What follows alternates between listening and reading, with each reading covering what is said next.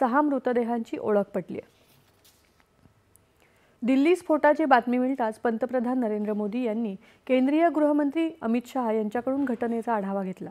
अमित शहा यांनी तातडीने घटनास्थळी दाखल होऊन आढावा घेतला, तसंच रुग्णालयात जाऊन जखमींची विचारपूस केली। तिथे उपस्थित अधिकाऱ्यांशीही त्यांनी संवाद साधला।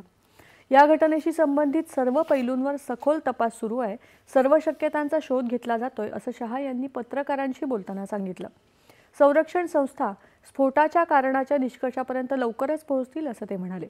घटनास्थळावरून गोळा केलेल्या पुराव्यांचे संपूर्ण विश्लेषण होईपर्यंत कोणतीही शक्यता नाकारत नाही, असं शहा यांनी सांगितलं।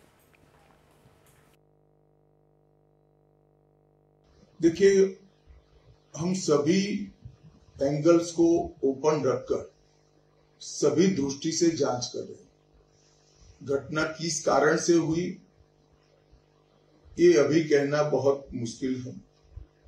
जब तक विस्फोट के स्पॉट पर से जो स्पेसिमेंट्स मिलेंगे, इसका जब तक एफएसएल का एनालिसिस, एनएसजी का एनालिसिस नहीं होता, इसके बारे में कुछ भी कहना दिक्कत है।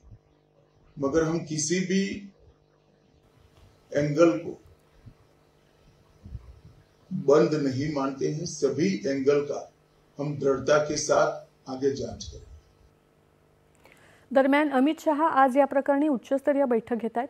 केंद्रीय गृहमंत्र्यांच्या अध्यक्षतेखाली सुरू असलेल्या उच्चस्तरीय सुरक्षा आढावा बैठकीला केंद्रीय गृहसचिव, गुप्तचर विभागाचे संचालक, दिल्ली पोलीस आयुक्त आणि एनआयएचे महासंचालक तसंच जम्मू आणि काश्मीरचे महासंचालक आभासी माध्यमातून उपस्थित आहेत।